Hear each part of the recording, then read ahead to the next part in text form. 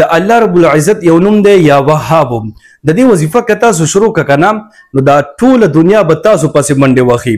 خلک خو دنیا پسې منډې وهي که نه، خو که دا وظیفه تاسو شروع کړه نو دا ټوله دنیا به تاسو پسې منډې وهي. مال دولت به هم درله راشي، کاروبار به هم درته میلو شي، خلک به در سره مینه محبت هم شروع کړي، خلک به د عزت هم شروع کړي، په کور کې به مو اتفاق هم راشي چې څه ستا په زړه کې راځي که نه او په زړه کې چې د کوم ارمان دی دا ټول په ټول به انشاءالله د الله رب العزت په فضل و کرم سره تاسو ته ملو شي. که چېرې تاسو د الله رب العزت د دې یو نوم یا وهاب وظیفه شروع کړئ. صحیح شوه؟ نو د یا وهاب وظیفې ترتیب دا دی که نه چې تاسو به د مازدیګر لمونځ نه وروستو یا وهاب دا به تاسو 100 پیرې وایي. 100 پیرې به بس دا وظیفه تاسو کوئ یا وهاب بس وظیفه ختمېدل دي.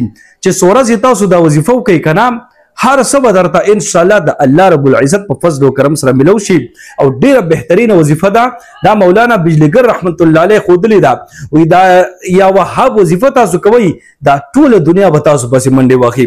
نو هر انسان دا غواړي چې ماته د حلال مال دولت هم راشي، خلک ته زما عزت هم شروع کی، زمونږ په کور کې خوشحالي هم راشي، زما زړه ته د سکون هم ورسیږي او ټول خلک د ما سره مینه او محبت هم شروع کی. دا هر انسان غواړي.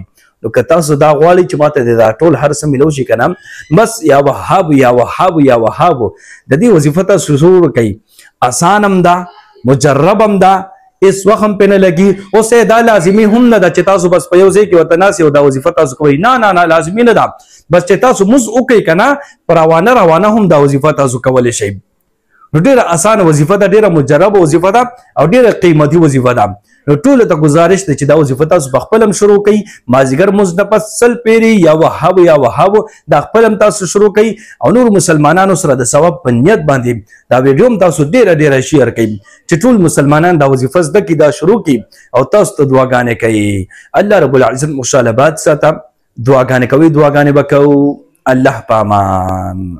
او څونه چې هغه خاندان والا دي، پسماندګان دي، الله رب العزت ته هغه ته صبر جمیل ور نصیب کی او زموږ د ټولو دی الله رب العزت حفاظت او فرمای. زموږ د ټولو ګناهونه دی الله رب العزت معاف کی. کم قسمه ګناهونه چې موږ نشوي دي الله رب العزت په هغه باندې د بخښنې قلم راکاږي او موږ ټول دی الله رب العزت د هر قسمه ګناه محفوظ وساتي. او که چېرې الله رب العزت موږ نه ناراضه وي، خفه وي، الله رب العزت موږ نه خوشحال شي، همیشه دپاره دی الله رب العزت موږ نه خوشحال شي. زموږ د لاس او خپو نه دی الله رب العزت هغه کارونه والي په کم کارونو باندې چې الله رب العزت خوشحالیږي او هغه کارونه نه دی الله رب العزت موږ محفوظ وساتي په کمو کارونو باندې چې الله رب العزت خفه کیږي. آمین.